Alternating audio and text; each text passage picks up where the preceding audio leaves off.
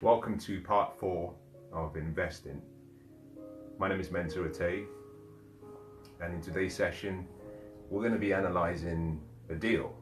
We started 4 days ago with the investment series. If you've been part of the session, then you're perhaps already familiar with the theme and you're familiar with what we've covered so far. Now, if you're joining for the first time, you're welcome on board.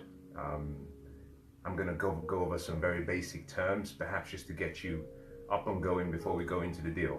Now, today's going to be very interesting. It's going to be very exciting. It's also going to be very analytical. In the last 3 sessions, I've spent some time trying to lay what I call the foundation. In today's session, it's going to be very numeric. I'm going to be using numbers. I'm going to be going through a step-by-step guide of what it takes to really assess an investment project, opportunity, or even appraise a property. For those of you watching, I don't know where you're watching from, when I use the word property investing, I'm also referring to real estate. It's used interchangeably depending on where you are. Here in the UK, in London, we refer to real estate as property. I know in parts of the States and other parts of, say, Australia and some parts of Asia, they call it real estate. It doesn't really matter what you call it, as long as you understand what I'm trying to say. Now, we'll make a few opening statements. Number one, wisdom is the most important part of the entire journey towards creating wealth. I started part 1 with a statement. I said that the whole purpose of investing is to create wealth. That's the whole purpose of investing. You invest to create a greater return on a capital you have. I call that a seed. A farmer sows a seed in the ground for one reason, and one reason only, not to test the quality of the soil. A farmer puts seed in the ground to get a harvest. However, the quality of the harvest depends on 2 things: the quality of the seed, but more importantly, because the soil is good, it depends on what the farmer does after he's planted or she's planted the seed. I'm going to show you a few ideas. There's a season to sow, there's a season to reap. In other words, there's a season to sow, there's a season for harvest. You cannot do both in the same season. You cannot do both at the same time. I make that distinction to make a point. Investing is an intellectual game. It's not a sprint race. You're not running to get to the finish line. Investing and creating wealth is boring. I know that sounds wrong, that sounds strange, but investing and creating wealth is boring.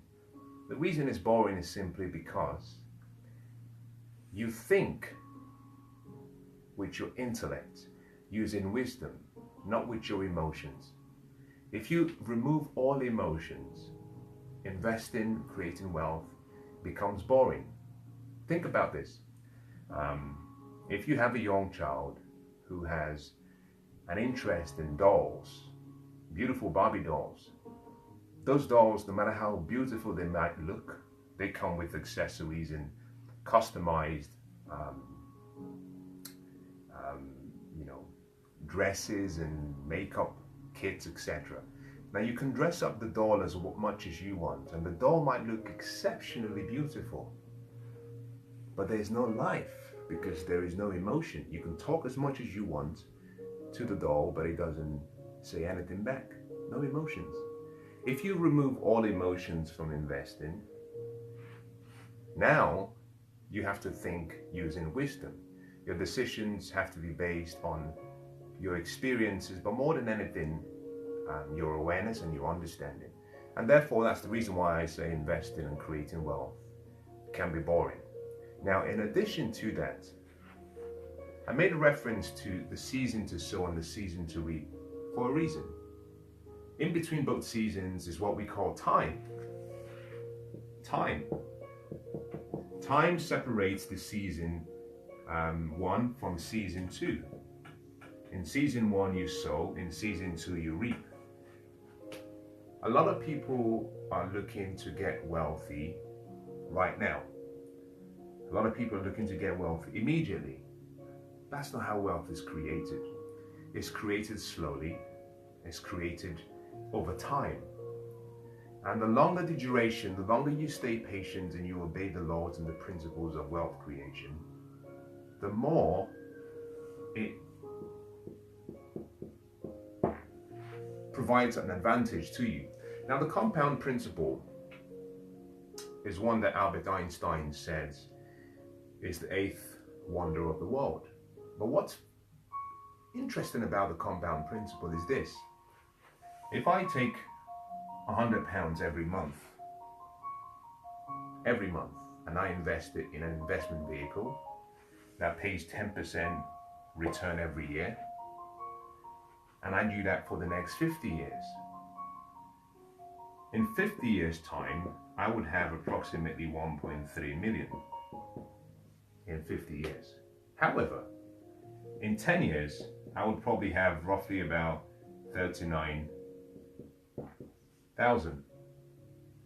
In 20 years, I might have maybe about 128,000. In 30 years, I might have roughly about 250,000. In year 40, I might have roughly about 470,000. Now watch this very carefully. By year 45, you would only have about 600,000. However, between year 46 and year 50, you almost double what you had. By year 50, you're back at 1.3 million. So, a lot of people don't finish the race because by day one, they can't see the results. You put the seed in the soil and you wait for 24 hours and you see nothing. A lot of people dig up the soil only to find out the seed is still there. They put the seed back in the ground and they cover it up and they wait for 2 months. Nothing has happened. They dig it up. They find out it's still there. The seed is still there. They put it back, they cover it. And so people go through this cycle of constantly doing everything they can to sabotage their wealth creation opportunity. The bottom line of what I'm trying to share is this. It takes time. This, if you've tuned in thinking perhaps you're going to learn some new strategies and some new tricks of how to beat the market, I think you've come to the wrong place. It takes time, and because it takes time, it needs the patience. Because it needs patience, you as the investor, you must have the skills and the tools required to be a good investor. I made reference to the fact when I started today that investing is boring, and creating wealth is boring. You can make it exciting if you enjoy what you're doing, but it's an art form. There's a science to getting wealthy. Wallace D. Wattle said, there's a science to getting rich. And it's an exact science like arithmetic or algebra. In other words, there are laws, there are principles. If you obey the laws and the principles of wealth, you will get the results. It's infallible. The laws of the universe are precise. They're precise, they're perfect. They always guarantee the promise. Wealth is a science. Investing is an art. In other words, you have to tailor your investment decisions to suit your objectives, your vision, your goals. You can't just copy someone. I say that for a reason. Everything I'm going to share here with you will be principles. There will be fundamental rules that you should observe. You have to take the information, study the information, study other people's information, and then choose what you think is right. Tailor the art form to suit you. But here's the point. Investing is an art, and the first part of the art process is take out all emotions. Take your emotions out so you can look at the numbers. Optimism is the enemy of investing. It's actually the enemy of every investor. Optimism should never precede your decisions. You make your decisions based on wisdom, then you can be hopeful. You don't start with optimism, because optimism is emotion. You put emotions aside, you analyze the deal, you do your due diligence. When you've done your due diligence, perhaps when you put in an offer, when you've got the investment, now you can hope. Now you can be optimistic that it will appreciate as planned. But optimism that is put first before investing always clouds the investor's decisions. So let's start with that understanding as we proceed. I'm going to be dealing with, like I said, real estate. Now, to begin, there are a few things I would say. Real estate comes in two parts, really. There's residential, there's commercial. There's residential, there's commercial. Commercial real estate, subjectively speaking, is probably more advantageous than residential real estate for some reasons. Some people might prefer residential, some might prefer commercial, but if you don't understand residential, commercial will be a lot more difficult for you to understand and appreciate. So I'm going to begin with residential. Now, part of the reason I said commercial sometimes works out better is for a simple reason. Let's take, for example, if you were going to invest 40 million in London, for example, this 40 million could perhaps get you maybe between 40 and say 50 million, might get you about 1,000 flats, maybe in a mixed-use development, about 1,000 flats, depending on the location, but on average, if it's somewhere prime, somewhere attractive, about 1,000. Now this 1,000 flats is 1,000 contracts. It's 1,000 fixtures and fittings and furniture in each and every one of them. It's 1,000 different management options, because every single flat is treated as a potential client, whether you're buying or selling. This same 40 to 50 million, if you went to commercial, this could actually get you one building. Just one building, one client. What's interesting is you have to deal with just one, not 1,000. So the work required to manage is much less. But more importantly, there's so many ways in which it's very attractive. With commercial, you have things such as you get to write the contract. The contract, you're dealing with a contract. With residential, you're dealing with people. And most governments and most countries have laws that protect the people, because it's a place of residence. So the laws are favored towards the residents as opposed to the investor. Doesn't mean you can't, have a good contract that protects you, but with commercial, you write the contract. You're not following a standard government sanctioned condition. The final thing I'll mention is this.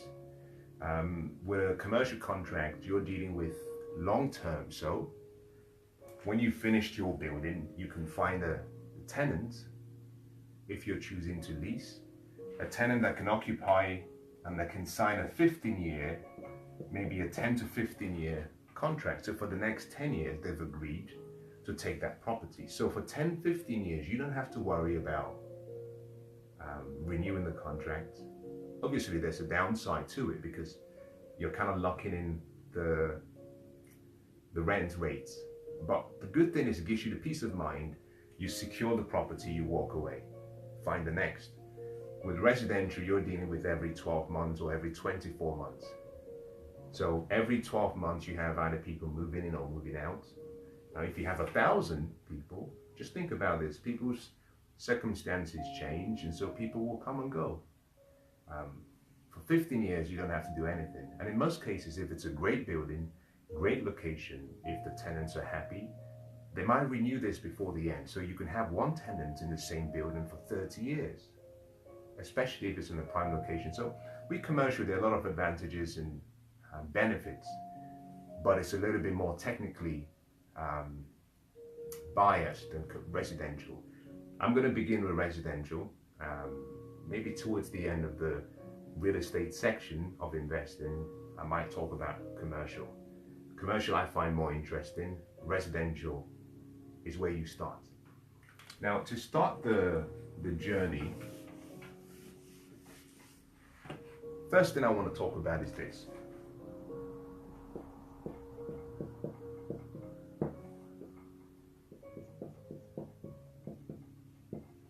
Rules. You have to have rules before you begin investing. That's a good example for anyone considering investing. I would always say, as an investor, you make your decisions way in advance of an opportunity. You don't make your decisions when an opportunity has been presented to you. If that's what you're doing, then unfortunately you're going to lose. You make your decisions before. You review the opportunity based on your rules when it's presented. I think that's probably worth clarifying again. As a good investor, you make your decisions before the deal is presented. In other words, you must be thinking in advance. You must study in advance, so that when the opportunity comes, you're not reacting from your emotions. You're not under pressure to make an offer, make a deal. I made reference to the fact yesterday that in the sport of baseball, you can strike out. You take a swing, strike out, strike one. With investing and creating wealth, you only dance to your beat. You can wait. You don't have to be influenced to take a swipe. If you look at a deal and it doesn't seem right, you can wait. There's no rush. And part of the reason for that is if I look back, if I were to just perhaps think about perhaps some deals I've done in the last 12 months and the ones that haven't worked out, one in particular comes to mind. If I were to think about what I lost as a result of perhaps not doing enough analysis and using my rules to correct and course correct, if I were to look at the deal again, I think I could have done a few things differently. But if you don't have rules, if you don't regularly review your rules, if you make decisions on the spot, more than anything, if you're making your decisions perhaps when you're tired or fatigued, it will affect you. Now, I heard something about, I think it was President Eisenhower, or one of the American presidents. The two of them, I think one was Barack Obama, and I think it was Eisenhower, not really sure. And it said that they never made a decision once it had gone past, I think about 2:30 or 3 p.m. in the afternoon. The reason was simple, because fatigue had kicked in and their decisions wouldn't have been well thought through. They operated heavily, they were more like the best decisions they made were first thing in the morning when they were still fresh, when they could think. So the first thing I would say, if you're starting your real estate journey, property investing, you've got to have rules. Now, the key to having rules is, one, something that can guide you, but more importantly, this is a word.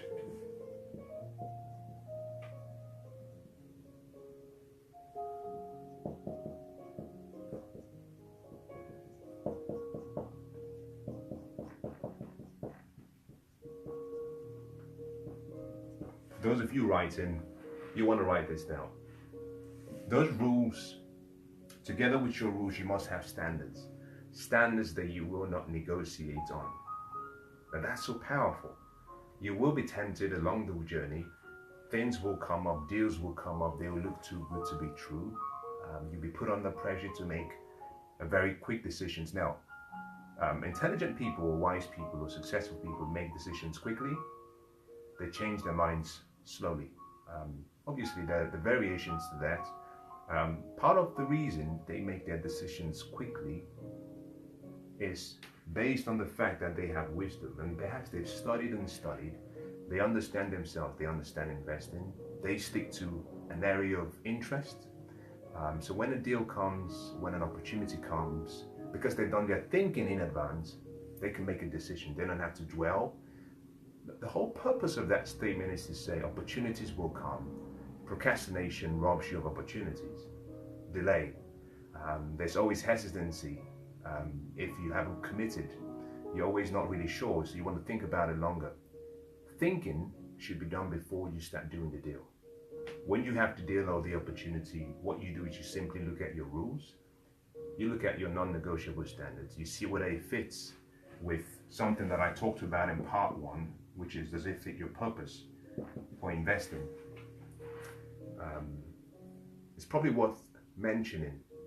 I know I'm going over some of the basic things I started with at part one, day one. I said that the first thing you must consider as you begin your journey to investing is your purpose. What's the purpose of your investment? Why are you investing? And I gave you a few examples. I said some people invest because they need quick cash. They need money immediately.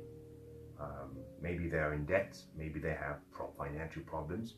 Or maybe they have they've hit a fork in the road. It's a crisis period for them and they need additional support. Some other people invest because they need cash flow. They need income every month. That income might be to supplement and support a job. They need income every month. Some other people invest, on the other hand, to create wealth. They want to become wealthy. So they're not thinking really about instant gratification. They're thinking about the long term. Some invest because they want to be financially free.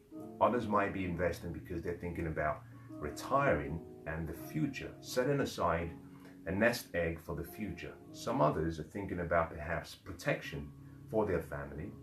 Some people are investing because they're trying to apply a wealth principle used by the rich, which is if you want to buy a liability that you know will depreciate in value, buy an investment first and then use the proceeds from the investment or asset to fund your liabilities. Some others might actually be investing because they're looking for a way to get out of the rat race so that they can have the time and money freedom, pardon me, to pursue their goals and dreams and to pursue their passion. All of those fall under the category umbrella that I call purpose. You have to know your purpose. So an investment opportunity comes. The first thing you do is you don't ask whether it's a good deal. You simply say, does it meet my purpose? Yes. Does it fit within my rules? Yes. Am I compromising on my non-negotiable standards? Yes or no? If the answer is no, you proceed. This brings us down to the next. Wisdom. Am I investing in an area of competence? This is so important, so key. If you invest in an area where you lack the mindsets and the skill sets, you might lose. The deal I mentioned about 12 months ago, I was investing in an area that I wasn't particularly, it was still a niche, but a new area for me. I'd done my due diligence in analyzing the deal, but I did the deal when the opportunity arrived. I hadn't done my thinking prior to the deal. And I'll talk about the importance of thinking when you're investing. Are you investing in an area of competence? So for some of you watching, perhaps real estate is not an area that interests you right now. That could change by the end of this session or this series entirely. But you must invest in an area where you have wisdom, where you have an understanding.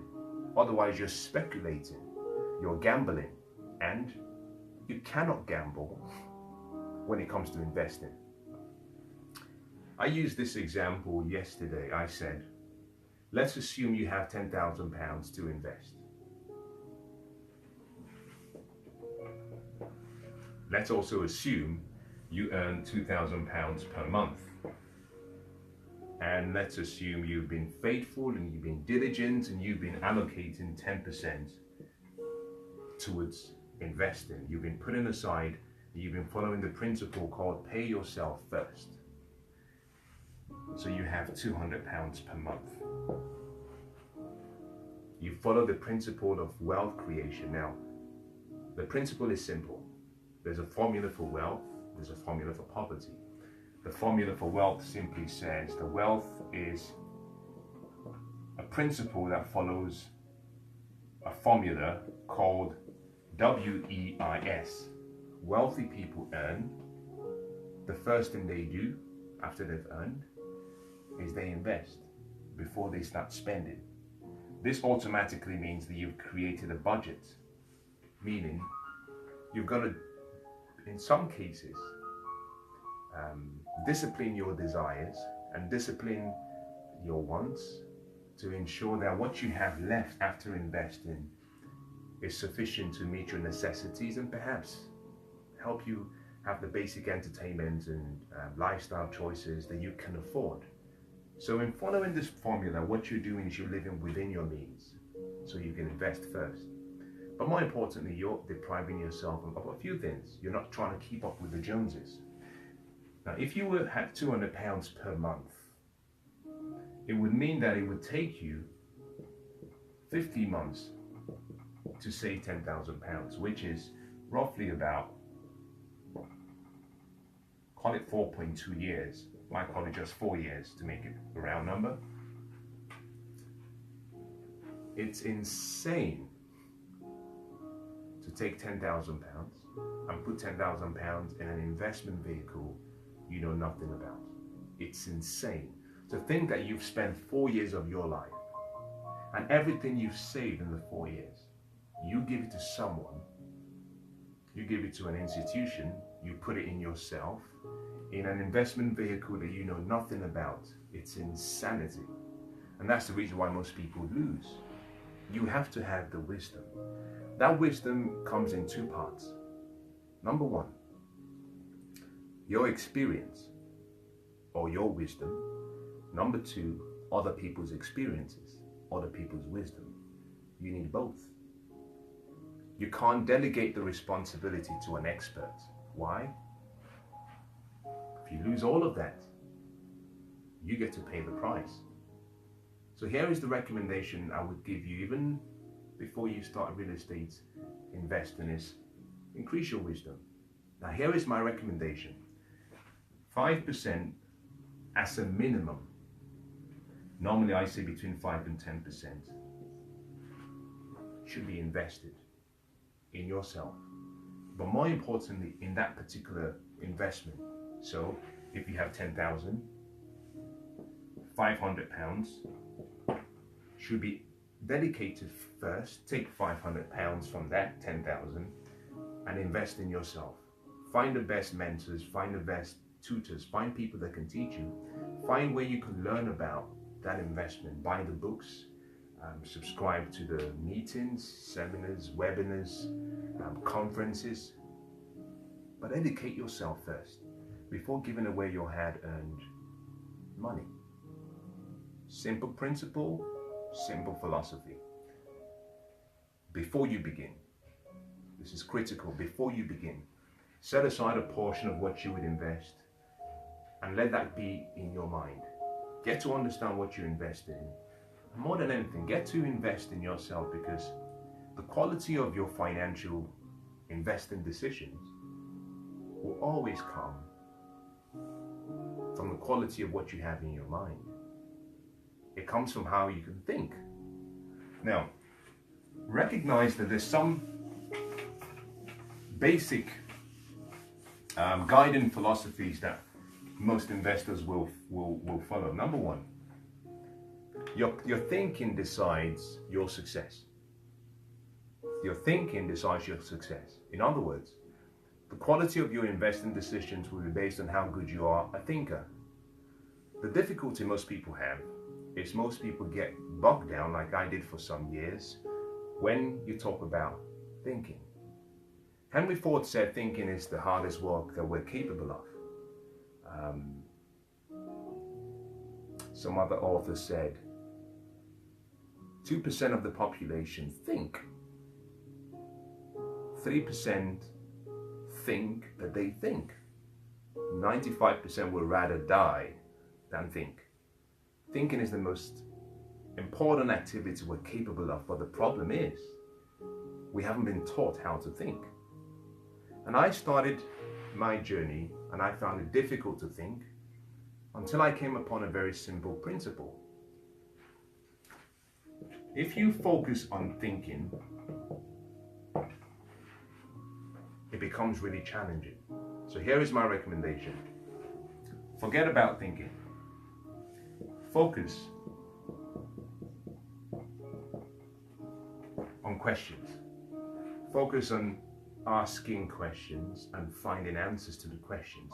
Because thinking is simply a process of asking and answering questions to yourself. But take it a step further. Don't just think with yourself, think with others.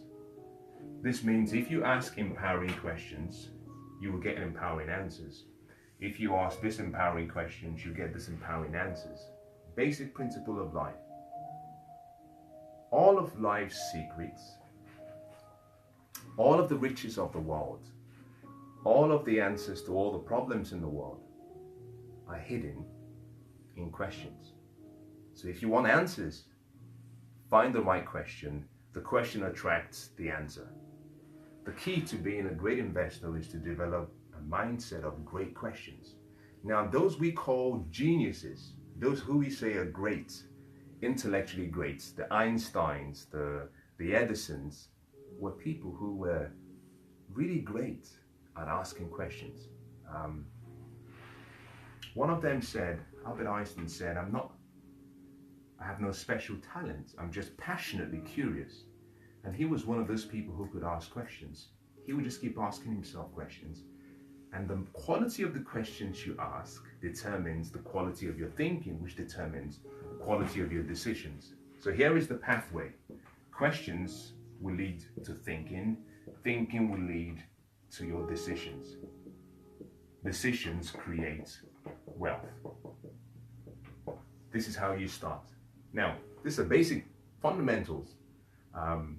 But if we assume that you've been through all of these and you're okay, then we can go into real estate investing. You're ready to take a leap. You're ready to make that decision. I'll say this, as we go along, bring your thinking hat on, because that's where you will succeed or fail. I'll go back to the opportunity that I mentioned.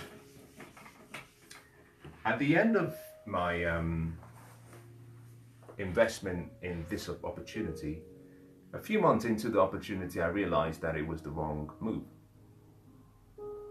And there's a principle in life that I want to share with you. When you've made a wrong decision, you have a choice. You have a choice to endure the pain, or you can stop yourself and say, I'm going to get out, because the pain of remaining in this for long will far exceed the pain of leaving right now. Now, this in many ways goes against the principle of persistence and focus and effort and, rock the boat and stay, be patient, everything will work. Every investor must understand themselves. You must know where your strengths are. You must know where your perhaps weaknesses are. You want to leverage your weaknesses. You want to focus on your strengths. If you invest in an area that is not your strength zone, you struggle, because you'll be relying on other people. Even when you use leverage, you'll be relying on other people's guidance. And some people might give you advice that is good, but not right for you.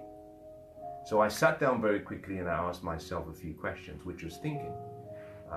One of those questions was how quickly can I get out of this?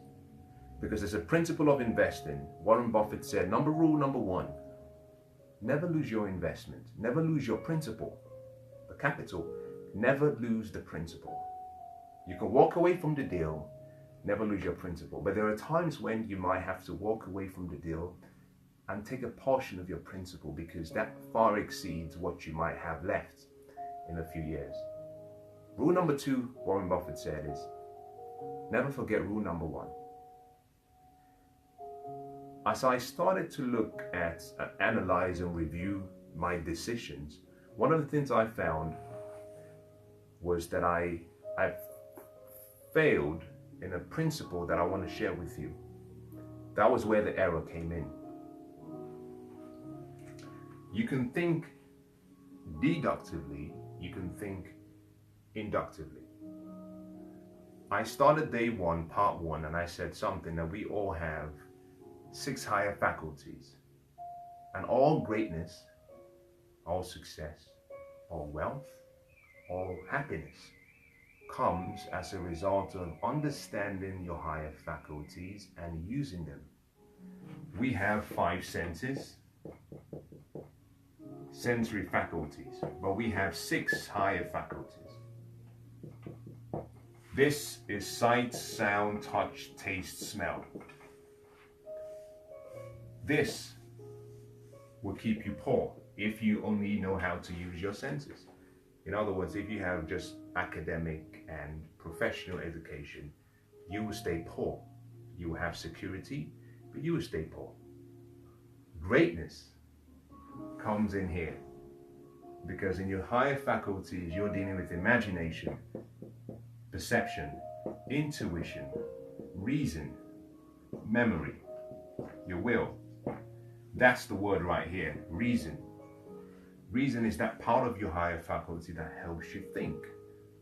Investors must develop the ability to reason.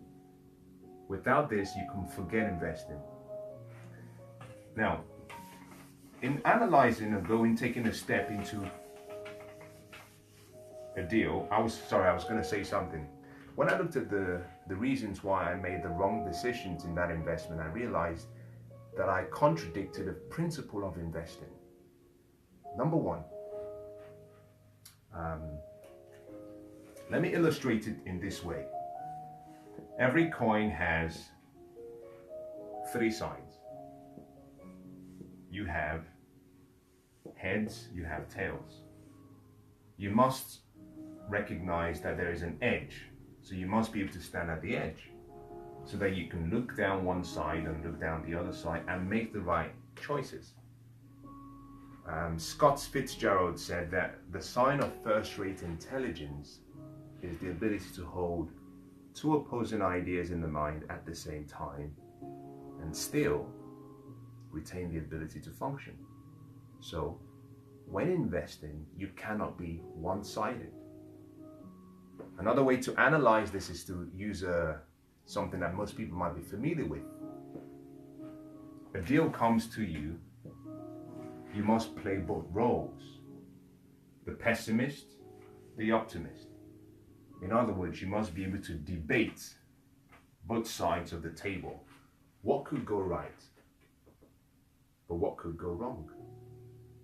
The more you can ask contradictory questions and answer the questions, the better the deal will be and the better your decisions will be. What could go wrong in this deal? Okay, what could go right? Okay, what don't I know? Okay, what do I have as information? What am I not seeing?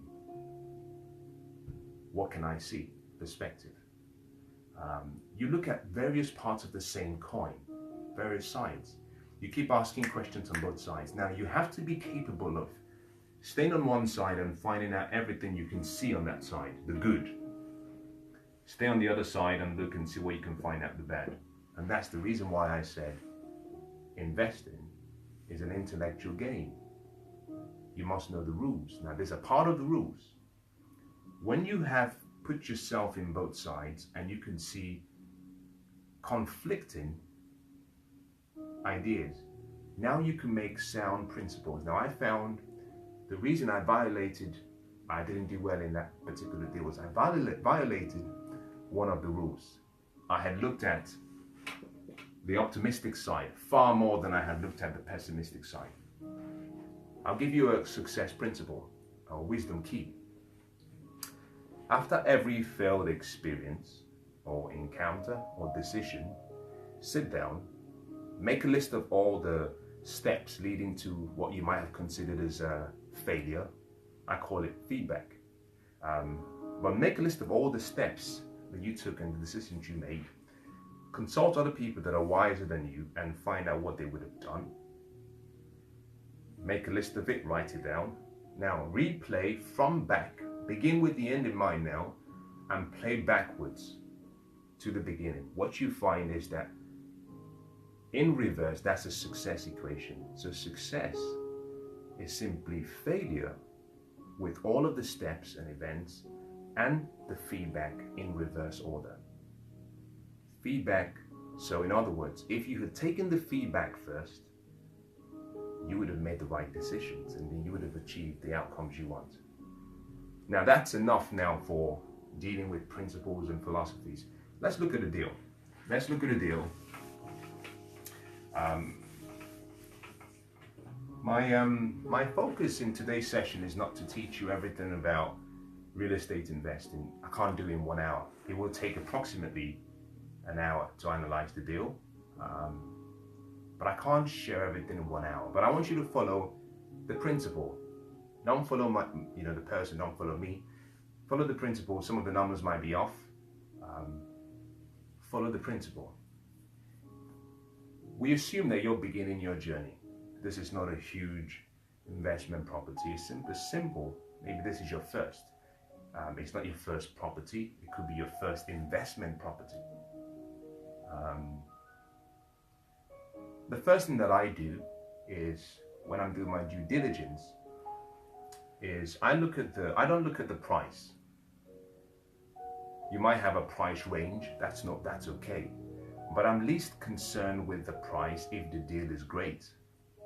Reason being, you don't have to go in solo. You can bring in partners if you have to. For the great deal, bring in partners. You see, the wealthy do something different from the poor. The poor compete. The wealthy create. And then they collaborate. You have a choice. They're all C's, but you have a choice. You can compete or you can create and collaborate. Now, life is infinite in terms of what it can give you. The wealthy recognize that, and they have an abundance mindset. So they recognize I don't have to compete. There's more than enough for everyone. So if I create or I collaborate, we all win. The poor think it's competition. I've got to get it. I've got to keep it to myself. So a lot of people miss out on great deals because they're trying to go solo. There are 7 billion people in the world today. 7 billion minds. Not all the minds have been arranged properly, but I like to think that some of the minds are great. Don't try to live your life with one brain and with one mind alone. Find people that you can collaborate with. Now here is the stuff. In looking at a deal, I'm not too concerned about the price. I might have a price range. I'm more concerned about the opportunity that it brings. So the first thing I do when I have an appraisal done is I don't look at the pictures. Say if I'm looking online or looking at a brochure, or even if I'm looking in person inspecting, I don't look at the cosmetics. I'm looking beyond that, and that's the reason why I said you need an entrepreneurial mindset. Sight will show you what you can see with your eyes. Vision shows you what you can see with your mind. One of the higher faculties is imagination, your ability to see beyond what others can't see. So you must discipline yourself to start with vision, imagination. What can I do with this property? What can I see? How do I see this becoming? Because in many cases, a lot of deals that will come to you will come hidden as maybe not too attractive, maybe derelict buildings, and then you say, well, it's not good enough. And that's where a lot of fortune is made. So the first thing I look at is the plan, the plan of the building. for this assessment, let's assume, we're going to make some assumptions here. I'm going to split this into two halves because I'm going to be writing a few things there. Let's assume that this is the floor plan of the building.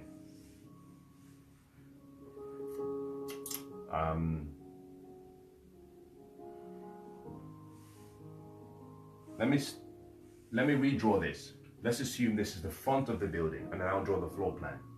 Let's assume perhaps it's first. Let's assume the first building you've inspected is a flat, an apartment building, and there are 3 apartments. Front view. Let's assume this is the side view. This is the person standing in front, looking that way. This is the front view. Obviously you have windows, etc. You start thinking about entrepreneurial mindsets. If you're buying just a flat, if you're buying just an apartment, you can't be thinking of just an apartment. You must be thinking about expandability. So one of the things I would always do, first of all, is say, how can I make this bigger? How can I expand it? So my preference, if this is a building, is always the ground floor because I can extend, or the top floor, because in many cases a lot of the buildings in the UK have big spaces in the void, in the loft, which you can convert. So if I were to get this property, sorry, it shouldn't be here, this is a side view. If I were to get flat number 3, for example, I could convert this. If this was the loft, I can convert this into another flat. So you're getting 2 for 1. On the ground floor, you can always extend to make it bigger. Now, if I can't get any of these, then if I have to settle for something sandwiched in between, which is never my preference for a number of reasons, my first assessment is there something on the ground floor that I can build on? If it's the 3rd floor already and there's something there, then even better, I can convert the top level. I can also extend. This could be 60 meters square, 60 meters square, 60 meters square. But if I converted this, I could get an extra 45 meters square. So what would have been a 2-bedroom flat, I can convert to a 2-bedroom and have this as a 2-bedroom as well, 1 bed. So you're getting 2 for 1. Now that's using the entrepreneurial mindset. So the first thing I look at is the floor plan. What's the layout? This is the external.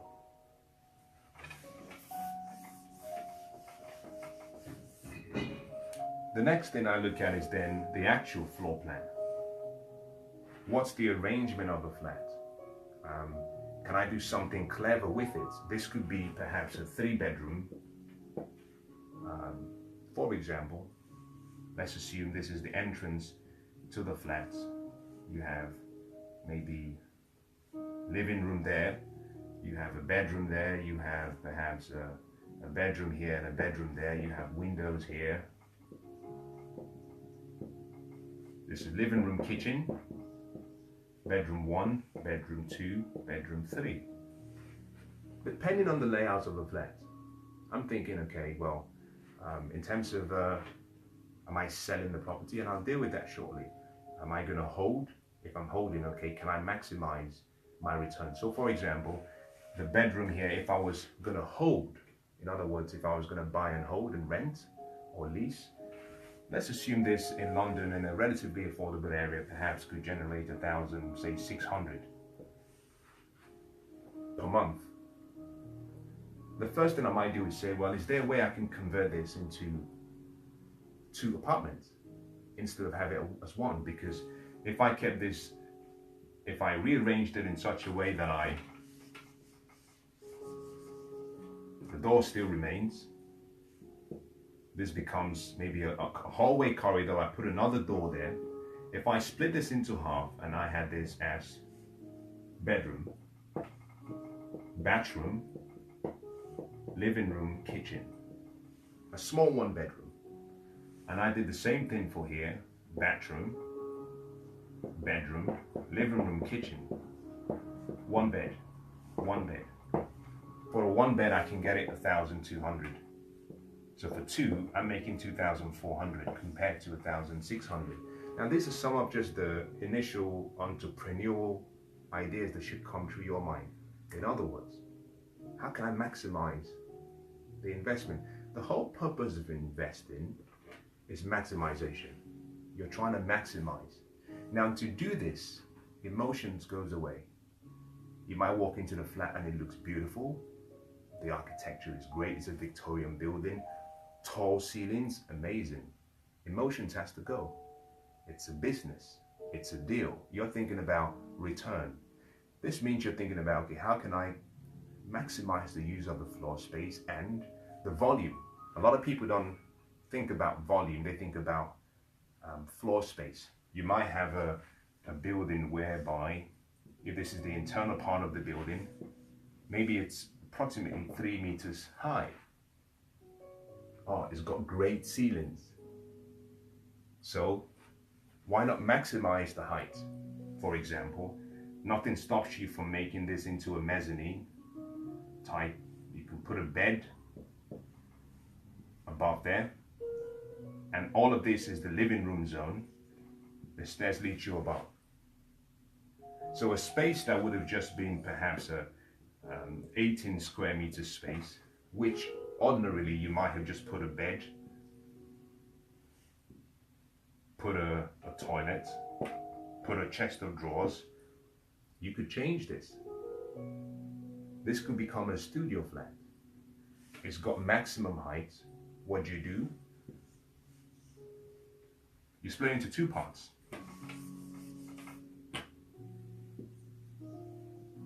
On the lower section, you can still have a lounge. You put a lounge with a sofa, with a TV. You can keep your toilet downstairs, but here you put a stairs, for example, going up. And on the top, you split this into half. This is still maximum height, but in this section, you put a bed. It's just about thinking about what you can do. So let's look at the deal. Let's look at the numbers.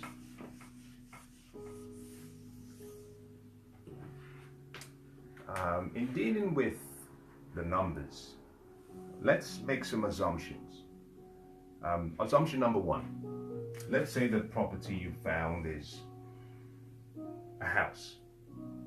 It's a 3-bedroom house.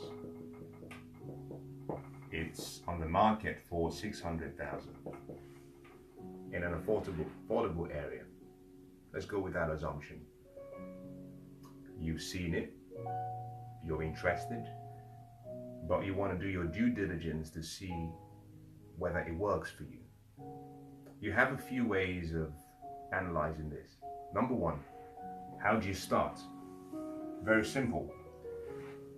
The first question you ask yourself is,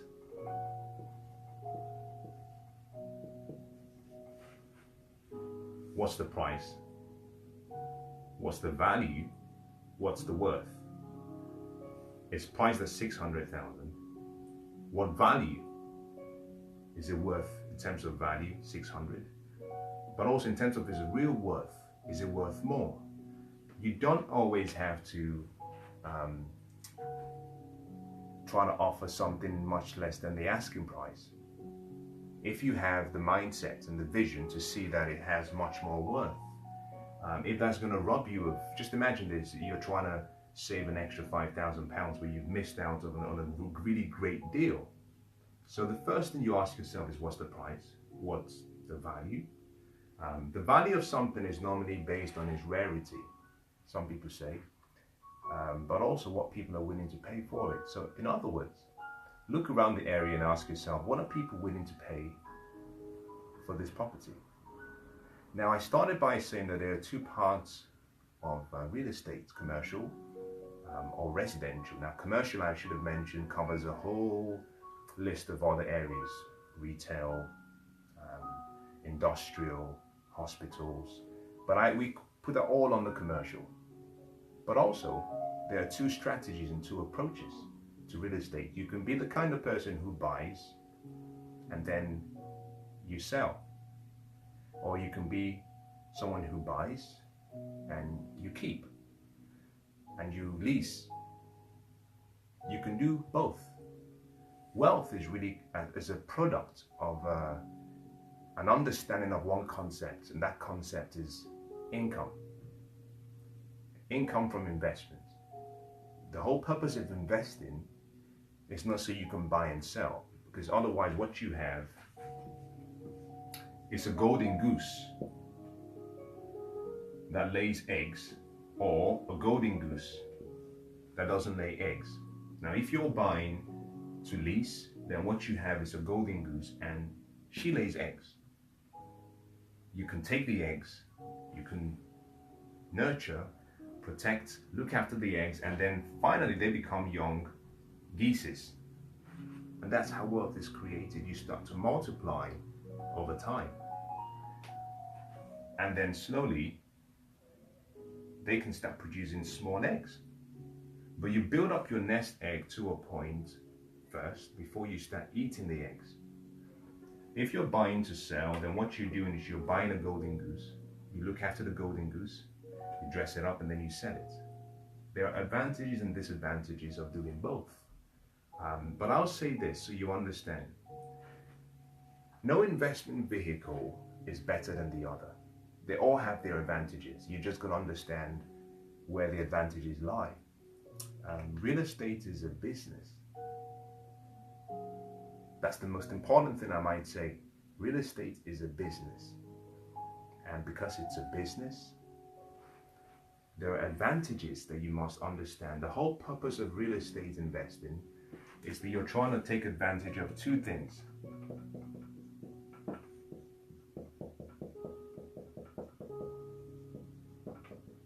Taxes, number one. But more importantly, you're trying to take the advantage of debt leverage. That's it. So, for example, if you're in a country watching from whereby you have different tax laws and the leverage availability is not perhaps too great, then real estate may not be a good deal for you. If the interest rates in your country is so bad, it may not be a great deal for you. Without the advantage of taxes and debt use, real estate is not really an attractive proposition. It becomes attractive if you're in a location where you've studied the tax laws and you understand the leverage ability and options available to you. So you can go for either of these two. Now, let's assume in this case that what you're doing here is you're buying, at this point we're going to be neutral. I'm going to show you what it would look like if you're buying to sell, but also buying to keep. And I'll show you the advantages using numerical figures. So let's get started. 3 bed, 600,000. Where do you begin? What do you offer? Well, the offer depends on you. What do you think it's worth? What do you think the value is? But let's just play around with some numbers. As a principle, if you look at the property and you go from an unemotional point of view, I always look at dilapidation. In other words, there are certain parts of the building that are depreciating in value. The structure is the structure. But things such as the windows, do I need to repair the windows or change them? Do I need to change some of the doors? Do I need to change the electrics? Are there things that I need to change in order to make it more marketable? Are there things that I must change? Now, if there are things that I must change, I find out what that would cost and I deduct that from the asking price. Or I put an offer in on the basis that they make the changes and I'll offer them a price. Most people will not accept the offer whereby you say you make the changes. So most people will say, fine, we'll deduct that from the amount. So let's use some numbers here. Let's say 540, 570, 560. So random numbers. But they're not random from the point of view if I've just picked them off the top of my head. What I tend to do is I tend to say, if it's, let's assume this property is valued properly, it's worth 600,000. Let's just say that. That's what it's worth. Brilliant. First thing I do is I deduct 2%. I deduct 3%. Then I deduct 5%. That's how I come up with these numbers. You say 2% off so that we can start negotiating. Now, what you're trying to do here is set a negotiation benchmark. The seller sets the price. The buyer decides the terms upon which the sale is completed. You have leverage, you have power, but you have to do this smartly. If you believe it's what 600, then there's no need for you to be offering 530 or 550. Now, I would normally tend to go for something in that region, assuming I don't have to change the windows, I don't have to change the doors, and it looks good, decent. I'll go for something like this, because from here we can start negotiating, and maybe we might arrive at 580. For the assessment, let's assume that we go for 580. So what I'll say is purchase price 580.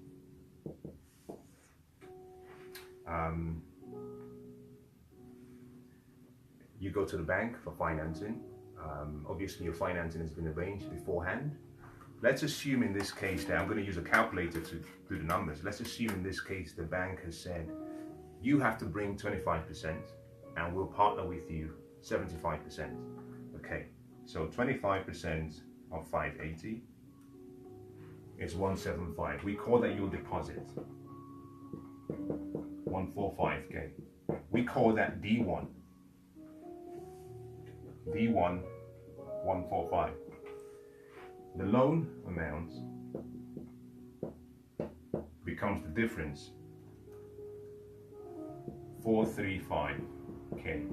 We call that L1, 435k. I want to say something here. My recommendation normally is, although you have a purchase price and you've calculated what you have to put forward, this is where most people perhaps may not consider relevant.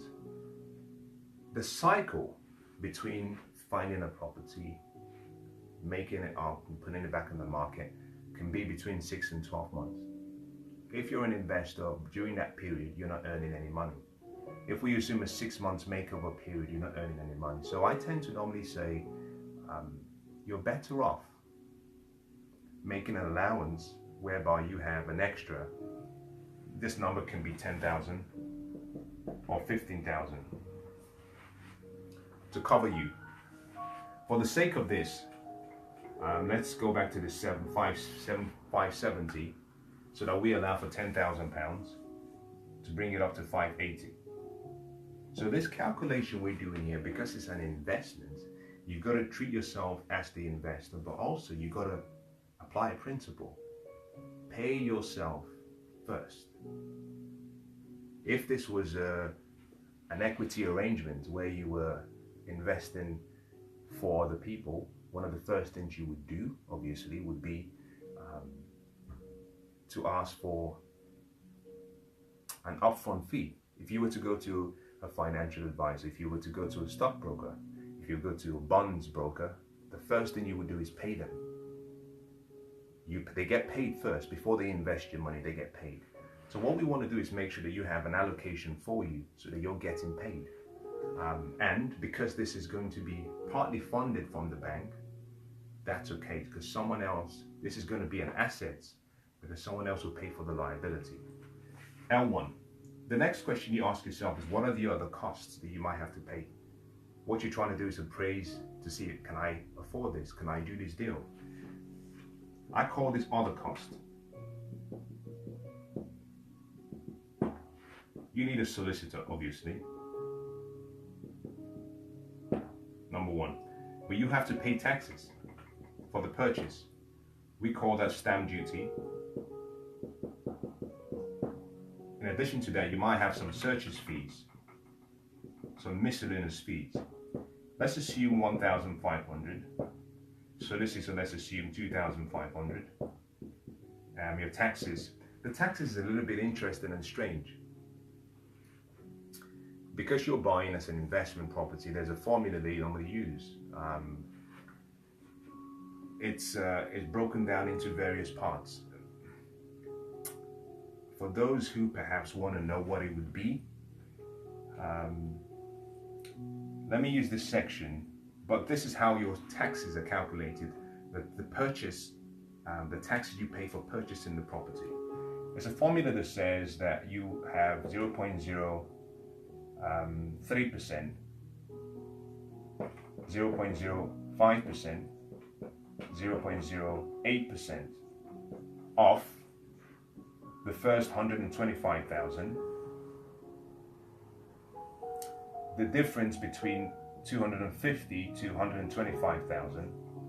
Now this is property prices, so you pay a percentage of the value. So if your house was 125,000, you would pay 3%. Now this applies because it's an investment. Then you pay 8%.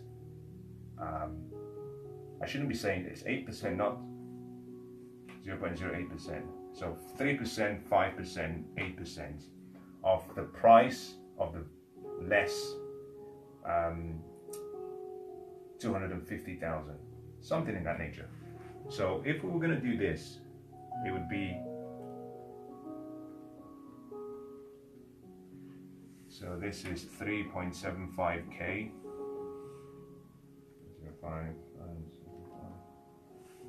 This is 6.25k.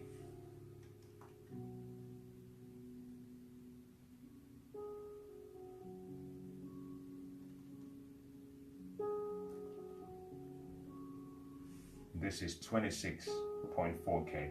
So in total, what you're paying is,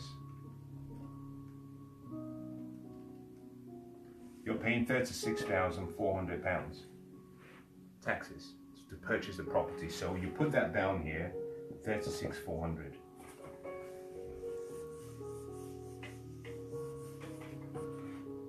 Now, this becomes your other cost.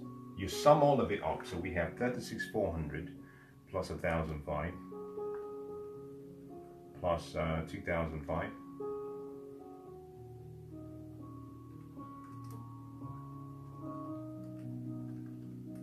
Is £40,400. That £40,400 we call D2. 40,400. So we write here D2. 40.4. I hope it makes sense so far. I'm going to clean this away now so we have space. The next thing we ask, that I would normally do, is ask, is it expandable? Is it expandable? That's my first question. Can I maximize this? Now, let's assume that this is the internal layout of the property. Let's assume it's on 2 levels. A living room, you walk in, perhaps another room at the back, a toilet in the ground floor, another living room at the back, and then on the top floor, let's assume, obviously, this is your stairs going up, the stairs coming up. Let's assume you have bedroom 1 here, bedroom 2 here, and bedroom 3 here, and perhaps you have a toilet on the top floor. Because it's a 3-bedroom house, I'm thinking maximization. Can I get more out of the value of the space? The answer is obviously yes. Potentially, I can renovate this in such a way that I make this 2 flats. Entrance to flat 1, and this is entrance to flat 1, entrance to flat 2 here. So I can refurb without doing any external modifications, without touching the structure, without converting the roof, without extending the building, just internal modifications. I can make this in such a way that you come up here, perhaps this is the living room kitchen, and I have 1 bedroom and I have 1 bathroom toilet. On the ground floor, I could simply have this as a bedroom, and then at the back I could have a living room, kitchen, and then I can have a toilet. So the answer is yes, I can expand it and convert it into two one-bedroom flats. The next question is, okay, what do I get back in return if I could do that? So the question I ask myself always is, okay, what would it potentially go for in terms of market value right now?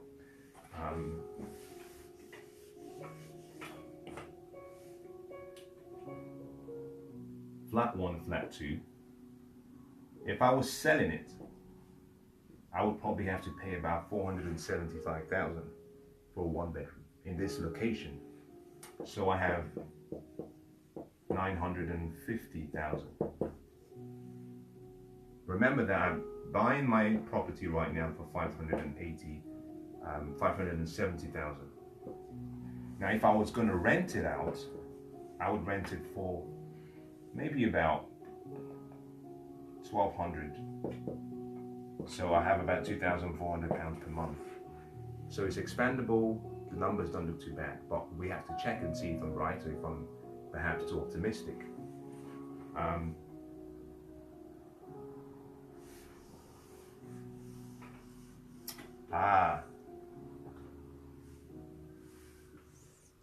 Let's see if I can remember. D3 was 40.4. D1 was 25% of 580, 145. L1, this was D2. L1 was the difference, which was 435. The next question I ask myself next is, okay, it's expandable, but how long will it take from having the property to completing it to putting it back on the market? How long will it take to do the works? But to calculate how long it would take, it's simply quite easy. If I have a contractor in, I'm doing nothing externally. I'm doing internal modifications only. So I normally tend to go conservative and say, let's say 6 months. From when you get the keys, get the work done, put it back on the market, and then get tenants in, sign a contract. 6 months. You've got to be, try not to be too optimistic. You're better to be surprised in the positive than being surprised in the negative. At 6 months, what would be the cost to you during that period? To find out the cost to you, you have to go back and ask yourself, what would I have to pay for a loan of 435,000 from a lending society, from a lending partner? If we were to assume that you would go for a mortgage that would say 1.3% for the first 2 years, going up to maybe 4.75% after the 2 years, this will be in the region of something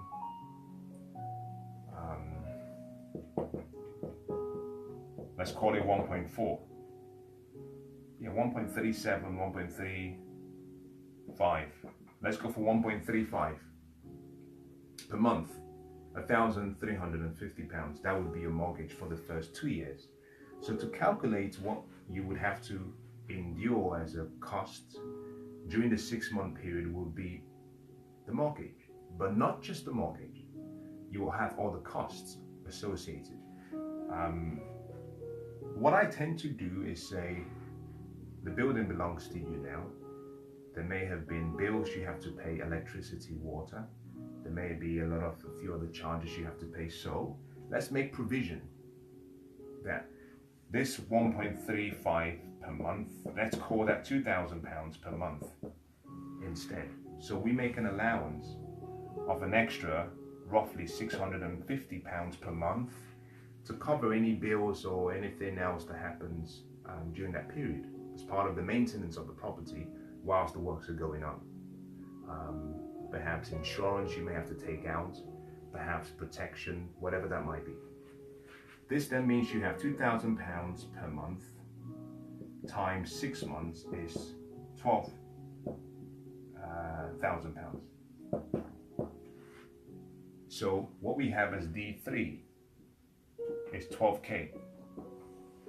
The next question you ask yourself is, okay, if I'm going to remodel this building and get it looking really nice, what would it cost? Now this is where you have to spend a little bit more time doing the analysis.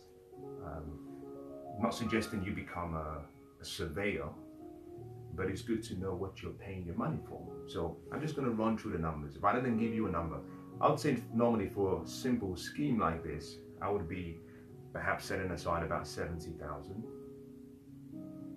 75,000 to be safe. Might go up to 80,000. But what does that really involve? Okay, we call that construction or modeling costs. Number one, contractor. You're going to have someone, a builder. Number two, you're going to have consultants. Number three, you're going to have, perhaps you're converting it into two apartments now, so you're going to need utilities coming in for the new apartment. So I normally say new utilities. Number four, you're separating one building into two, so you're obviously going to change the electrical system, the heating system, or the cooling system. You're going to have to provide complete separation between two separate apartments. So we say heating, cooling, depending on what you want, electrics. Now you're going to have to talk about what we call the basic internal changes you'll be making. You have to put in a new kitchen now. You have to put in new flooring, you have to put in new ceiling. So we say new kitchen, we say new bathroom. Number 8, we say painting, skirting board, floors, etc. But finally we put down something we call FFE, fixtures, furniture and equipment. When you finish the apartment, you have to put in some lights, some chairs, some beds. This is what you're going to be putting in. This is what it's going to cost you to get it looking great. But let's throw some numbers in. £10,000 for the contractor. If you want to be more conservative, more realistic, £15,000. Consultants, let's say maybe £5,000. In this case, consultants might be you have to go and apply for planning permission to convert the flats. So you have to get an architect on board. You might have to get a fire engineer to confirm that everything will be done well. So we call that consultants. Utilities, let's say £2,000. Heating and cooling for both two separate apartments, we'd say in the region of about £8,000. Electrics, £8,000. Kitchen, we say £10,000 for the two, £5,000 each. Now this is very simple guidelines. Remember what you're doing here is you're not trying to furnish your apartment or your flat. This is a commercial investment. Great quality, affordable quality. The key here is, I wouldn't say value engineering, I would say get the best, pay the least. Bathroom, £10,000. Painting, skirting, etc. for both, I would say roughly about £8,000. FF&E, I would say £6,000. So let's sum it all up. 15 plus 5 plus 2 plus 8 plus 8 plus 10 plus 10 plus 8 plus 6. £72,000. What I normally would do at this point is I would add 10% to the total. Now I've added a little bit more than I normally would. The 10% I put in as extra, we call contingency. Part of the contingencies comes in two parts. From purchase, or from the initial point of you finding a property, making an offer, this could take 12 months. You know, you find a place, you put an offer, the lawyers, the solicitors do all the exchange, then you get the keys, then you start the works before you rent it out. It could be 12 months. The inflation rate right now in England is 2.9. So the purchasing power declines by 2.9. So you have to make allowance that what you've estimated may not be sufficient. So from the 10% extra, 3% of that goes towards inflation. The 7% remaining, we assume in this case that it will cover two parts. Number one, although the 7% is, you might suggest is low, I think it's okay. When you're doing this works, because you're putting in your deposit of 145,000, this 72,000, perhaps you don't have it. You might need to get partners in. Your partners might be of the opinion that they want 5% return as interest. So 5% might go to the interest if this is a loan, leaving you with an extra 2% buffer in case anything extra is required. Your responsibility now as an investor is to now say it's £72. The contractor is going to be responsible for all of this. You have to now find a way to incentivize the contractor, where you say to him, listen, I want you to do this 72 at 15% less. So you say to him, I can only afford 61,000. But I want the same quality. I want the same attention to detail. I want the same preciseness, but I can only afford 61,000. Negotiation is a second form of income if you know how to negotiate. Now, you have to incentivize them. You might simply say, if you do it for 61,000, I will provide you with what I call a tip. Tip. The problem with a tip, most people don't understand what a tip means. The definition of a tip is to ensure promptness. To ensure promptness. Some say to ensure performance. Now, if a tip is to ensure performance or promptness, when do you give a tip? We tend to give a tip at the end of service. You go into a restaurant and you're served, and at the end you give a tip. The service may have been terrible, but you still feel obliged to give a tip. On the other hand, if you get into the discipline of giving your tips, maybe a portion of it before, what you then have is great service. Imagine walking into a restaurant to eat and you were going to give a tip of, say, £50. And you call over the waitress and you say, listen, I'm here with 2 or 3 friends. We want to be looked after well. I'm going to give you £20 because I know you're going to do a great job. Now you're giving her a portion of your tip, 40%. Now she's going to be all over that table like a hawk. So you give a tip to initiate motivation. So you might say to this contractor, I'm going to give you, if you can do this. Remember, £72,000 against 61. So you're saving about £11,000. You have to incentivize it. Now you can say, listen, here is £2,000.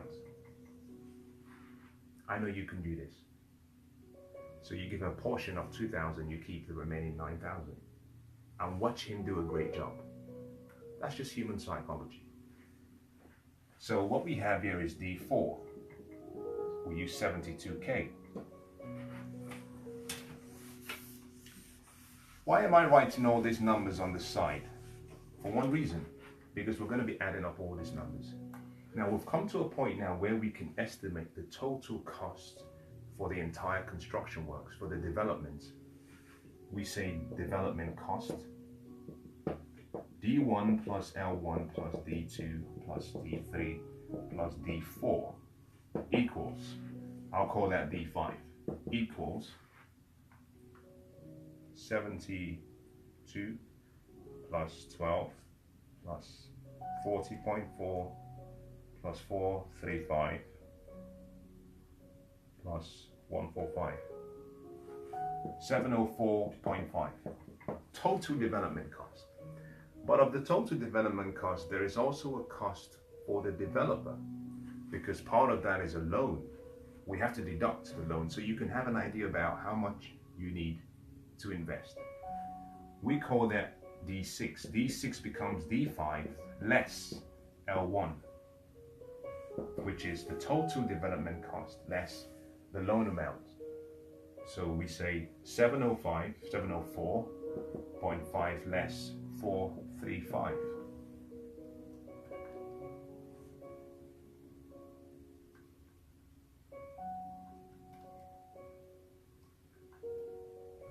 This is 269.5. 200 and approximately 70 pounds is what you need to get into this investment. At this point in time, you might be thinking, I don't have 270,000 pounds. Well, who said you need to have it? You can have partners. You can collaborate. Remember what I said? You don't have to compete. You can get people on board to support this vision. So let's now appraise both sides if you're selling or if you're buying. So if you're selling, if you're buying to sell, or if you're buying to hold and rent. We say D5 is 704.5 and D6 is 269.5.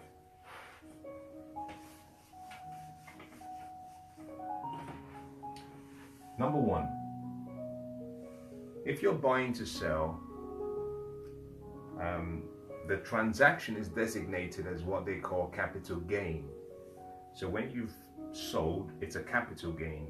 There's been a gain in your capital. I'll say that again. If you're buying and you buy and then you sell, you've made a profit. We call that a capital gain.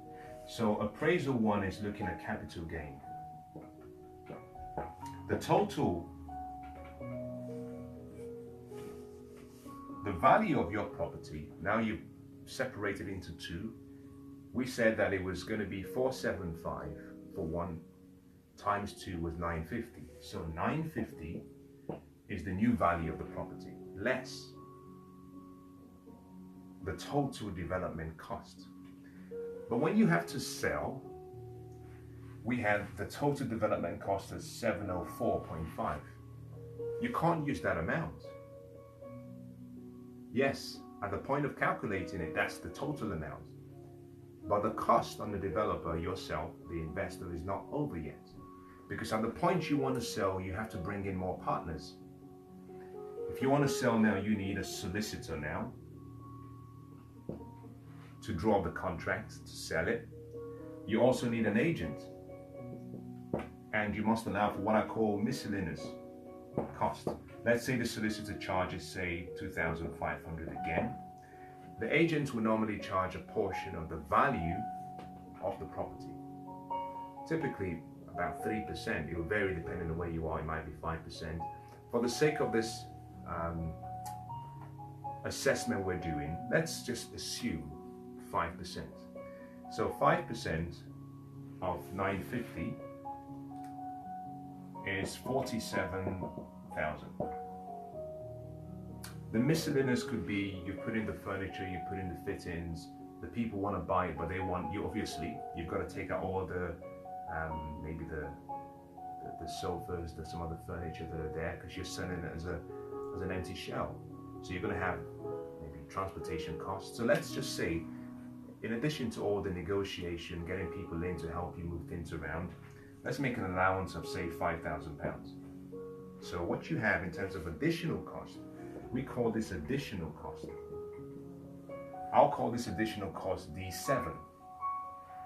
We have 55K. So we call D8 then becomes, if you're going to sell for capital gain, you must then add the 704 with the 55. So 704 plus 55 gives you 759.5. That's now your total cost for capital gain assessment. So 950 minus 759.5 is what you have now. So less 950 is 190.5k. This is meant to be your profit. However, you haven't paid taxes. For the sake of the assessment, we're just going to assume 20% taxes. Now, it's going to be less than this, especially if you've done this through a company. But also, there could have been a lot of things you could have depreciated or been given a tax rebate for because of how the tax systems are designed. But just for the sake of keeping things simple, for example, someone who is not going through a business, is doing it as an individual, let's just say 20%, just so you can have an idea about what you have left. So 20% of the balance means you have 152,400 left. That's your profit. The question is it good enough? Now, you can't just stop there and say, I made £150,000 from the deal. It's not good enough. Now, how do you assess this? Well, life is measured in time. Health is measured in time. Wealth is measured in money as a function of time. So what has been the value of your time? If we assume that this 6 months period for construction, you invested 100 hours per month, that's 600 hours.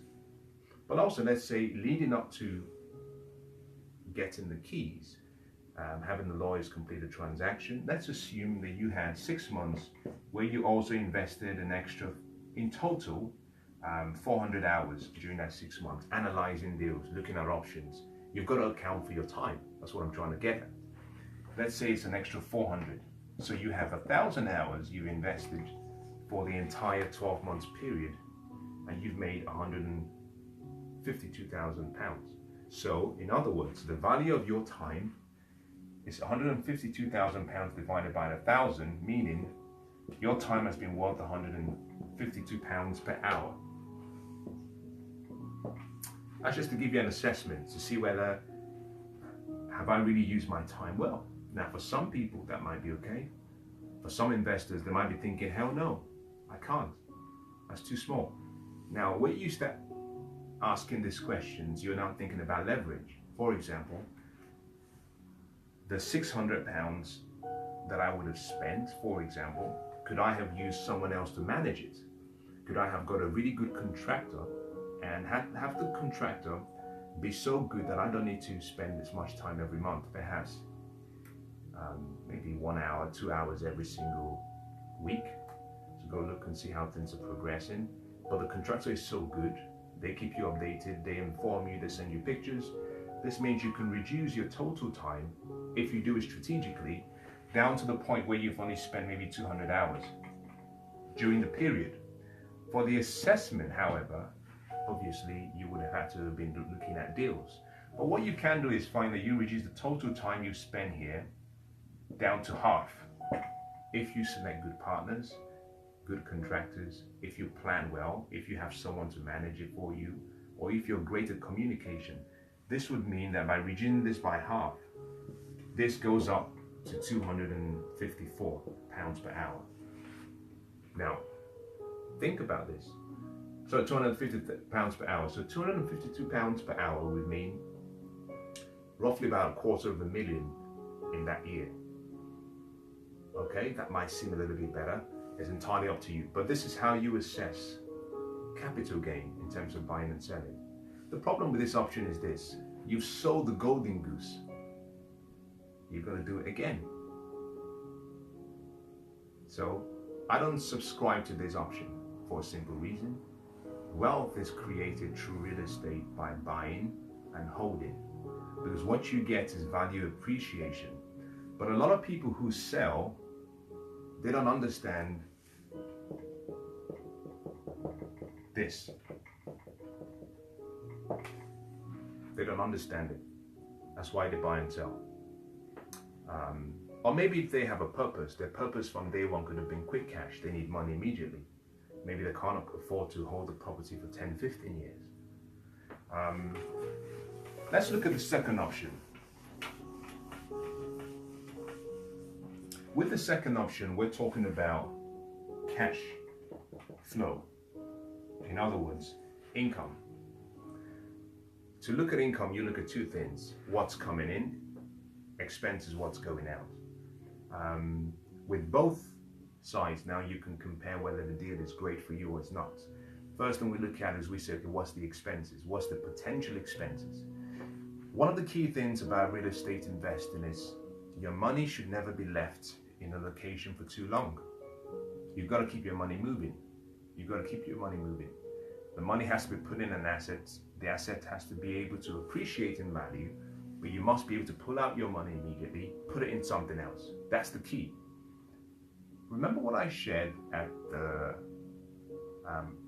initial stage of doing the assessment. I said that you would have, for a mortgage of 435 for the first 2 years, 1.3% in terms of your interest. This will be roughly about 1.3 thousand per month. Then it would go up to about 4.75%, and maybe it will go up to about 2.1k per month. This is an expense. But I also mentioned that a one bed would go for about 1.2k.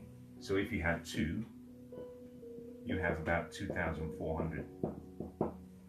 You cannot look at 2,400 against 1.3. That's where people get it wrong. You've got to deal with the bigger picture. You've got to take a step out and see the wood from the trees. So there are going to be other costs. Just like we went through the appraisal of construction, development, additional costs, you have to do the same thing if you're doing cash flow assessment. For a single property, normally, as a rule of thumb, depending on the type, quality, location, demographics, you can have, I have a number of estimated expenses allocations I will put in. Maybe £500 per apartment, maybe £400 per apartment. It varies depending on the property and how big it is and number of bedrooms. But I would say normally allow for about 400. Roughly 400. Now, if you were to have used 400, think about this. 2.4 is what you're gaining in income. 400, however, you don't add 400 to 1.3 because that's 1.7. 400 is 400 per apartment. So you have two apartments, so that's 800 now. So what you would have is 1.3 plus £800, which will give you 2.1k per month. Now you can compare the difference. So you can see, just very crudely looking at it, you're looking at roughly about £300 you're making, meaning from each apartment you're making about £150 per month. You haven't allowed for taxes yet. Part of the reason why I said it's more advantageous if you're doing this under a business. Now, when I started my journey, I didn't start under a business. I hadn't developed my understanding to that level yet. So most people will have to start just as normal people, but you have to make allowance for paying taxes. So although it says 150, you might end up with, who knows, £100 per apartment, meaning that you have a cash flow of £100 per apartment from the investment, £200 for both. This is the key here now. If we were to assume that it was going to be £100 per apartment or £200 for both, £200 across 12 months is 2,400. The first thing you have to do for yourself is ask yourself a simple question. Is it a good deal? Well, the only way to find out is to do some further assessments. The further assessment you want to do is this. There's something called a yield. If you have £10,000 and the £10,000 invested, for example, generates £1,000 every year, we say that your yield is simply £1,000 divided by £10,000. So you can cancel, and you're saying 10%.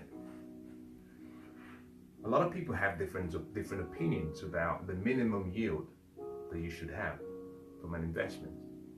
Some people say no less than 10%. It's not always realistic. You have to be flexible. This is where you must understand the purpose.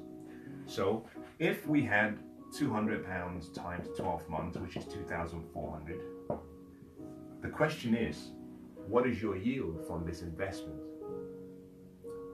The definition of a yield is net income divided by price, purchase price. But because we're using real estate, the total cost was £704,000. However, there was a portion of that was going to be using leverage. You have to only divide it by what you've invested. What you've invested is 269,500. So what you're doing here is looking at net income divided by amount invested. I'll say that again. With this amount, what you've done here is just taking income divided by price. In our case, the income from each was 1,200. For two was 2,400 per month. But also there was expenses, so you have to take away the expenses to leave you with the net. So the best way of analyzing and comparing real estate with stocks and bonds is, with stocks and bonds, you'll be comparing returns and dividends against the value, what you have invested in the stock. With real estate, because there are some expenses and there's income, what you have to do is take the net amount and divide by the amount you've invested. Now, if you put in the whole amount yourself, that's different. You have to use the total amount, but in this case, we're using leverage. So 2,400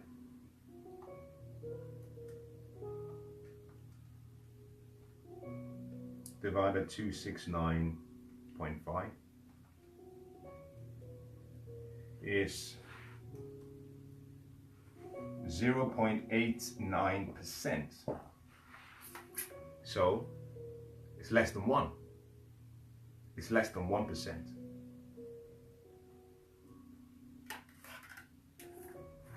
You have to decide whether you think that's good enough. I'll share some ideas with you so you can see whether you consider it to be acceptable. One of the things I hadn't shared with you is anyone looking at this and saying, I'm getting a 1% return, is always going to say it's not good enough. You might say that the returns are not great. You have to see beyond the returns. You've got to look beyond just this number. This number is not the only factor we use. A few questions have to come to your mind. Number one, with capital gains, you have based on the calculation we did, £152,000 after you've sold it. With this option, you still have 269 stock in the investment. That is, it goes against the principle of creating wealth through real estate. The first question you should be asking is how can I and when can I get my money back?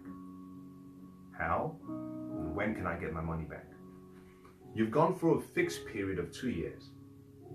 So at the end of 2-year period, you can negotiate. Now the key and the beauty of cash flow is the gift of refinancing and the gift of appreciation. You had one property, you bought it, you fixed it up, you sold it, you made your profit. This is where the beauty of real estate cash flow analysis comes in. You can have your cake and eat it. So you can,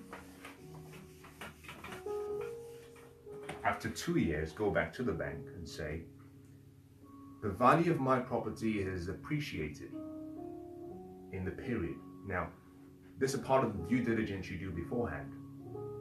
The area in question, you may have looked and found out that in the last 3 years, the property value has increased by 30%, for example, or you might find out that it's increased by roughly about 7.5% per year. Now, how do we make this attractive to make this yield more manageable? The property was worth 950. So, if the property has increased by 30% in that period, you're looking at roughly about 1,235. Now, this would mean that in 3 years' time, what you have the property at right now, which is 475 for each, for one, this will go up to 617k in 3 years. That's all possible. That's doable very easily, depending on the location, but more importantly, depending on the demand supply curve. If it's in a great location, great infrastructure, schools, jobs available, transportation connection available, and there's little supply but much demand, it could. But in addition to that, this is just the price in terms of selling. The property also has a value of 1,200 per month renting. If it increases by the same amount, what you find is that the property could be roughly about 1,007 in 3 years for each. Possible. Now, you might take a conservative number to make it more realistic. You might say, well, let's assume it will be 1,005, and let's assume this will be 580 instead. So you're trying to be conservative. Now, here's the point.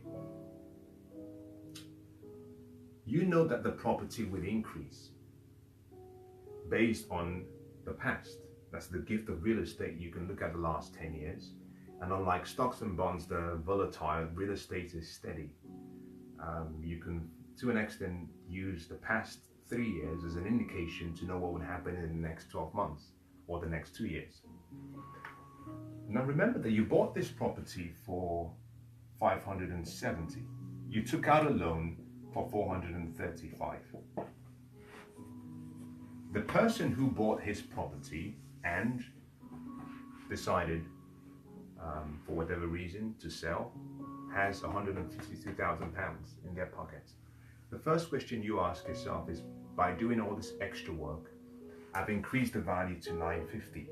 So can I gain some of that increase? The answer is yes. You go back to the bank says, okay, we'll send someone to value the property. They value the property at, say, 950, same amount. Actually, so that's wrong. The 475 was what each would have been selling for at the time.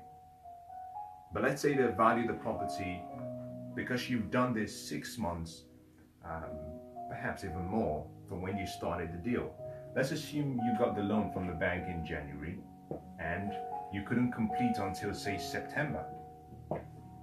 So it's taken 9 months. By the time you wait 2 years, go back to the bank and say to the bank, it's increased in value in the 2 years. The bank says, okay, we've had 2 years plus the time period. If the bank does an appraisal of the property and they find out the property value has gone up, we said, if they assume it's gone up to, say, 1.2 million, in your assessment you will be using conservative amount, but let's assume they say it's gone up to 1.2 million. What the bank is then willing to do for you is give you the difference between 1.2 million, which is the value right now, and what was your loan amount, which was 435. But they don't give you everything. They would only give you normally 75% of that. It'll vary, but something in that region. Now, if they could give you 75% of the difference between 1.2 less 0.435, what you have is 573,000 that the bank can give you. So you can pull this out. However, it doesn't work like that completely. It doesn't. The reason being, if the bank gave you this amount, then it would mean that your total loan owed to the bank now would be 573 plus 435, meaning that you would have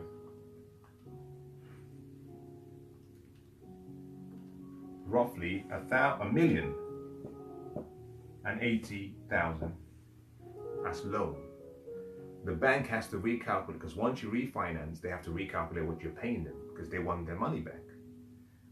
This would most likely move what you would pay, which is £1,300 per month for the first 2 years, going up to maybe 2.3 after the first 2 years. This would escalate it. So what you do is you focus on pulling out your original investment seed, 269. That's what you try to do, pull out the original investment seed so that you have nothing invested in the scheme and you're still able to generate a profit. Now, to do that, what you go back to the bank and say, okay, I want to take 269, so 0.5. So my loan amount is now 269.5 plus 435 is 704 in debt. The bank says, fine. They recalculate what you're going to have to pay per month. Here is the key. As a smart investor, you don't just take the money. First thing you have to do is establish that you can get the money back, yes. Second thing you have to do is ask the bank, what is going to be my new repayment amount? And let's assume the bank, at the end of the 2-year period, obviously, you take out a new deal.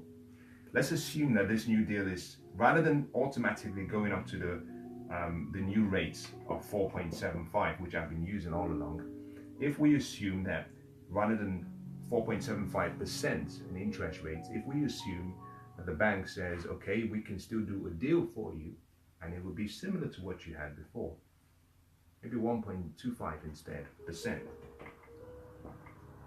But this 1.25 is based on 704.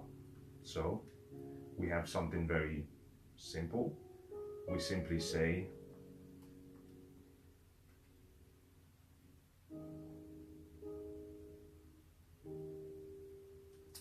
just bear with me, I'm just trying to calculate.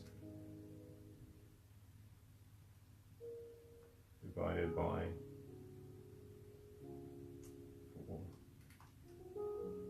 Now the bank might say that your new payment as a result of refinancing becomes £1,000 and £750. Let's be more realistic. Let's say it's £1,800. This is just numbers. We're playing around with numbers here. Per month, that's what you have to pay the bank. The £1,800 is now your new expense. This is now your new expense. For the deal to be worth your while, you must have positive cash flow. In other words, your expenses must be less than your income. So we have 1,800 as expense. But remember what I said. I said you have to make an allowance of about £400 per apartment. So that's £800 for 2, which is 2,600. First thing you have to do is ask yourself, can I get an income greater than this? Now let's go back 2 years ago. You were getting 2,400 from both apartments based on 1,200 for each. But the rent prices have increased by 7.5% each year. So by the end of year 1, what you have is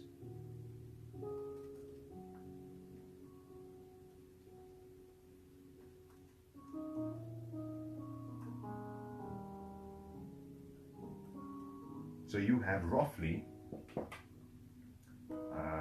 1,000.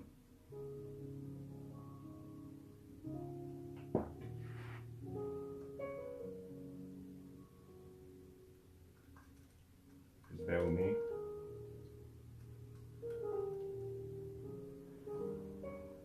You have 2,773.5. So you had 2,400 2 years ago at the point of doing your initial deal. That was based on 2 apartments, each renting for 1,200. In 2 years' time, the value of the property has gone up, but also the demand has gone up, and as a result of the increase in demand, there's been appreciation in what you would get per month. It's increased by 7.5% per month. So what we have done is simply said 1,200 increase 7.5% year one, and then increased again by 7.5%. That gives you 1,386 for one apartment. So for two apartments, we have 2,773,500. That's your income. So your income now less expenses will be 2,735 minus this amount, which would mean that you have £173.500 per month from both apartments per month, after paying all expenses, £173, but you haven't paid taxes yet. If we assume that you do pay taxes, this number drops to 100, it means you're making £100 per month. So in 12 months, you're making £100 times 12, that's 1,200. 1,200 is what you're gaining, but to check your yield, remember what I said about the yield? Net income divided by invested amount. In this case, you've pulled out the £269,500. So you have nothing invested. You're dividing 1,200 by 0. We have something that is called infinity. And that is where the reference to infinite return comes from. Anything divided by 0 is infinite. In other words, what you have now is an opportunity where money comes to you every month, but you have nothing invested in it. This is how wealth is created with real estate. You maximize income, you appreciate the value of the assets, but you have nothing in it. The £269,000, you can now take that and put it into another deal. So you've had 2 years, you now move your money again. We call that the velocity of money. Your money is moving. As an entrepreneur, which is the mindset you have, you're thinking about, I want to maximize this 1,200. So the £400 I gave you as a rough estimate, you have to go into the detail. I'm going to the side now, I'm just going to share some ideas with you and ask yourself, well, can I minimize that 400? What does that 400 involve?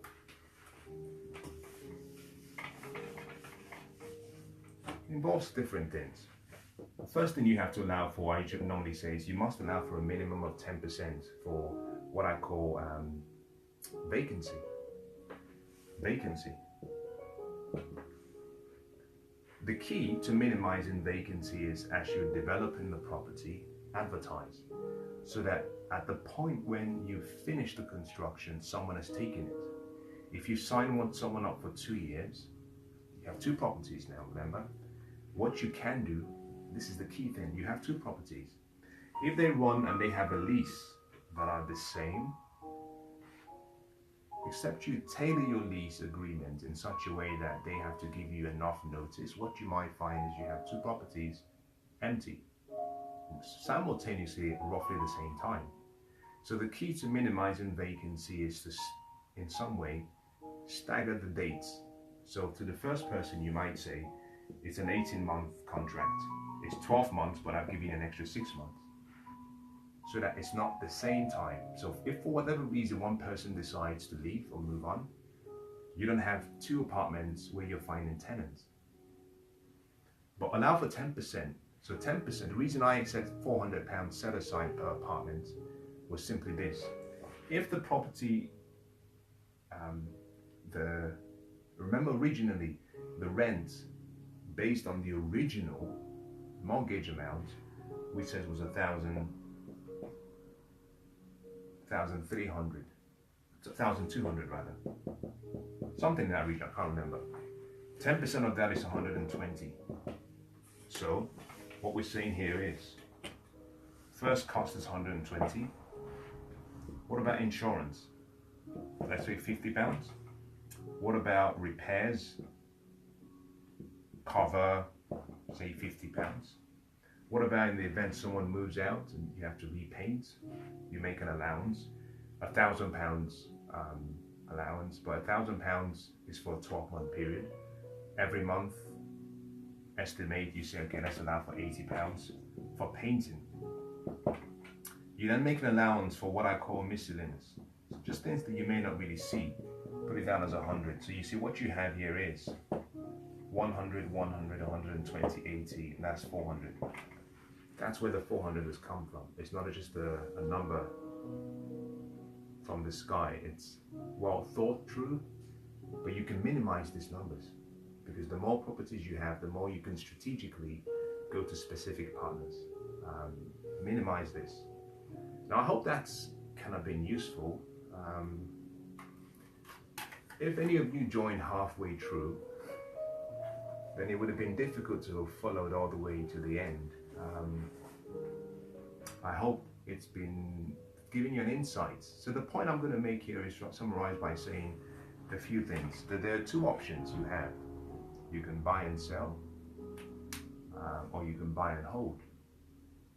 The problem with buying and selling is you've sold your goose, you have nothing else. And wealth is a product of investment income. You build up this income to the point where you never have to work again, and money just keeps coming to you. You have nothing in the investment, as I've demonstrated, but money keeps coming. Also, there's a problem with buying and holding, it's management. Real estate is capital and management intensive, but you have a choice. Now, in breaking this down, one of the things I didn't include here is management fee. Well, if it's your first property, you might want to manage it yourself, and that's the recommendation so you can learn. But if you were getting someone to manage this for you, they might be charging 10% of the rent, which would mean it's £120 you have to pay. So this is how you begin the journey. The key thing is, a deal comes in, sit down, do the full assessment. Now this is what I do every time I look at a deal. Obviously you might have spreadsheets that make the calculation easy, so you just punch in the numbers, it gives you the bottom line. But you have to go through the detail. The devil and the angel is always in the detail. I hope that's been useful. This is where I'm going to stop for today. We'll pick up sometime again in the next session. Allow me to wish you the best of luck, whatever you choose to do for the rest of the day. God bless.